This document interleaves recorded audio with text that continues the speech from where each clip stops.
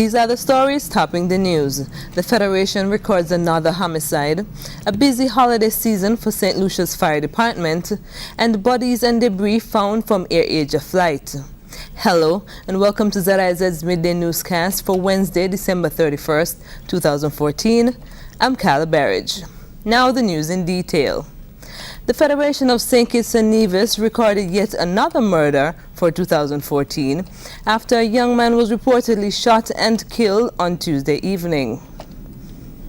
Unconfirmed reports reaching ZIZ News state that the unidentified victim was shot while sitting at the Bastia ferry terminal. Tuesday's incident marked the 25th homicide committed in the Federation for the year. ZIZ News will bring you more information on this latest homicide in a subsequent newscast. The island's children will take the streets later today for the annual Junior Carnival Parade. Committee Chairperson Azila Clark is calling for cooperation from the general public. Clark was at the time speaking during a recent edition of ZIZ's Upfront. Parking, please.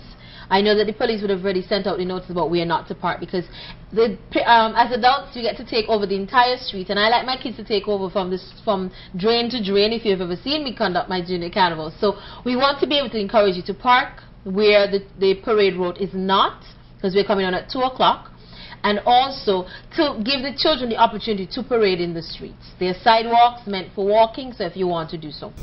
Today's Junior Carnival Parade will run from Dr. William Connor Primary School along Keon Street, then onto Church Street, across Liverpool Row, left up Fort Street, right onto Keon Street, right onto West Independence Square Street, right onto the Bay Road, right onto 4th Street, and culminating at the Sugar Mill at Warner Park.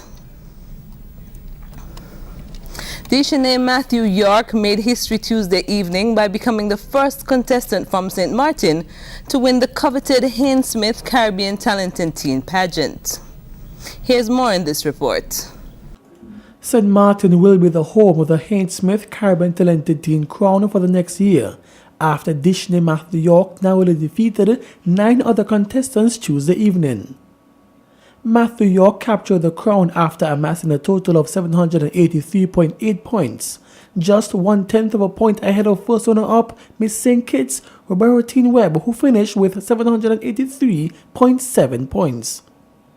The 4 judged segments were equally shared between Miss St. Martin and Miss St. Kitts.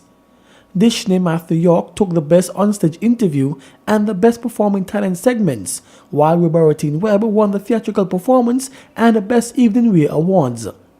Speaking to ZIZ News, Matthew York said she is elated to be the pageant's first winner from St. Martin. It makes me feel very good because I came out here to do my best and represent my country to the best of my ability, seeing that we haven't been in this pageant for a very long while, and actually coming out here and making a bang, it makes me feel wonderful. I didn't come here not only to represent myself, I came to represent my country, and I believe I did that to the best of my ability, hence crowning me queen.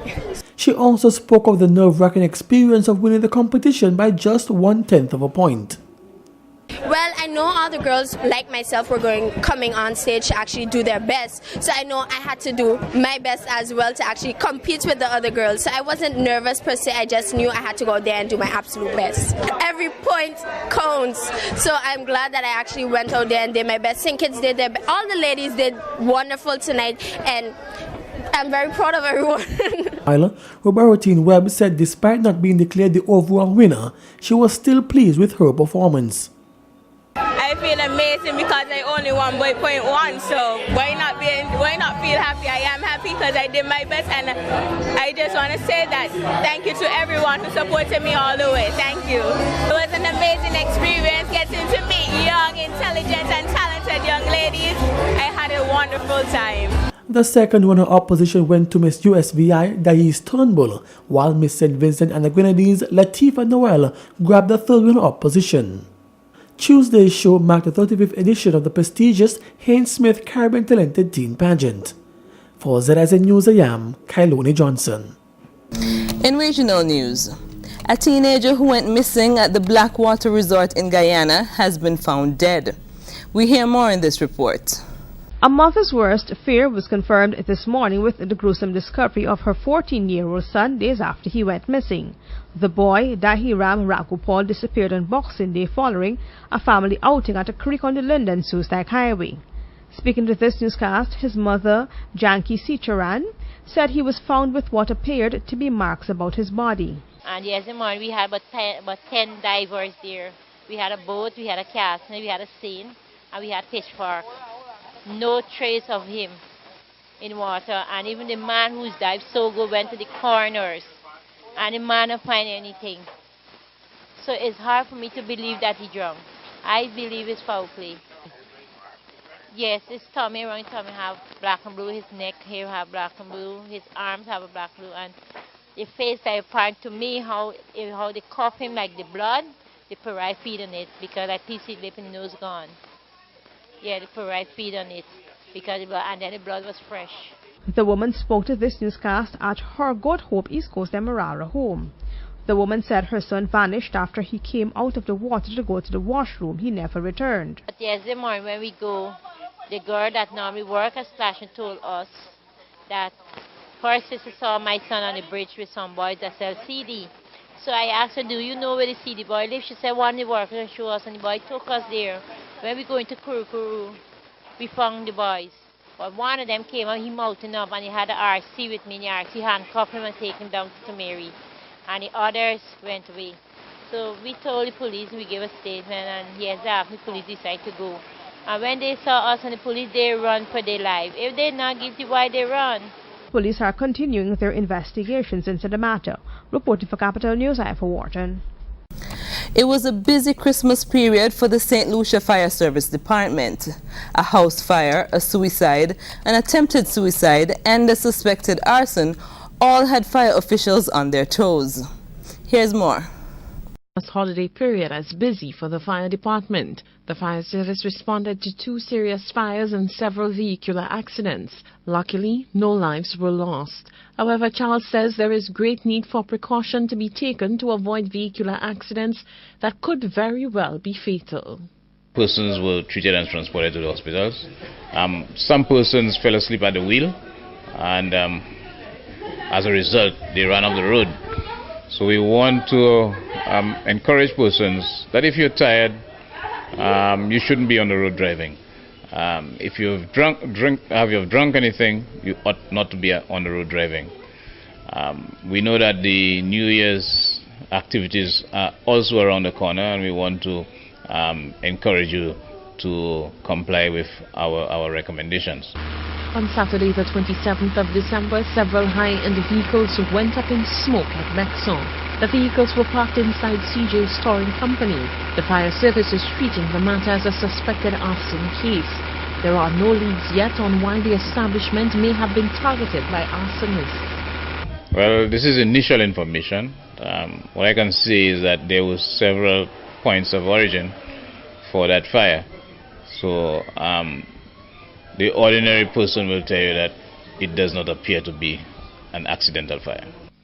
On Friday, the 26th of December, 26-year-old Goddard Albert was found hanging under a house near his girlfriend's home. Commenting on the number of suicides on the island thus far, Charles says he hopes the trend does not continue into 2015 and that people seek out assistance. Internationally, a grim discovery in the waters of Indonesia dealt a blow to families whose loved ones were on Air Asia Flight 8501. More in this report. A grim recovery operation is now underway in the waters off Indonesia as rescue teams work to retrieve bodies and debris from the wreckage of Air Asia Flight 8501. The wreckage was found off the coast of Borneo, about 60 miles from the aircraft's last known location over the Java Sea. It's an experience I never dreamt of happening, and it's probably an airline CEO's worst nightmare. After 13 years of flying millions of people, it is the worst feeling one could have. As searchers pulled bodies from the waters, some family members watched the scene on live television. After seeing debris, they then saw video of a helicopter lowering a diver to what appeared to be a floating body. Some people fainted, others burst into tears. 155 passengers and 7 crew members were on that flight. When they explained that not only did they find debris but also found bodies floating in the water, everyone became hysterical, especially the mothers. One mother even blacked out. The Airbus A320 that took off from Surabaya lost contact with Indonesian air traffic control early Sunday morning. It happened shortly after the pilot requested permission to turn and climb to a higher altitude because of bad weather. CNN obtained audio of air traffic control moments before the plane left Indonesia's second biggest city.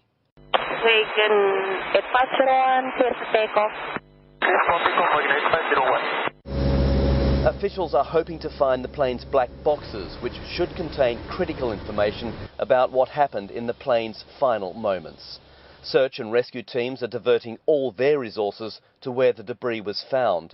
The US is one of several nations contributing to the effort. A US Navy destroyer arrived Tuesday. Another is being prepared to deploy from Singapore. Thousands of volunteers in Malaysia are desperately trying to get supplies to flood victims in the northeast. Aid agencies have been overwhelmed with private donations. Volunteers are struggling, however, to get aid to many communities. Karishma Vyas has more. This is the overwhelming public response to Malaysia's worst floods in decades.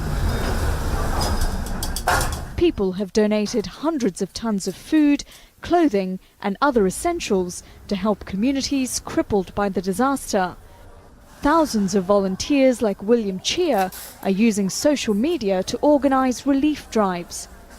One of the biggest disasters for us since the last very big flood was in 2004, so 10 years ago, and we didn't have social media like Facebook then. And now that we have had that, the response has been tremendous. We have been able to get in touch with other people, we've been able to raise funds privately. Mother of 2, Won Fukian Chun, is donating $100 worth of medicine, instant noodles and cleaning items. She says she was shocked to see families like her own suffering in the floods.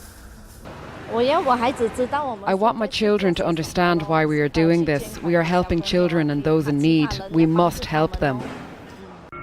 8 states in Malaysia are currently flooded, while at least 14 people have been killed.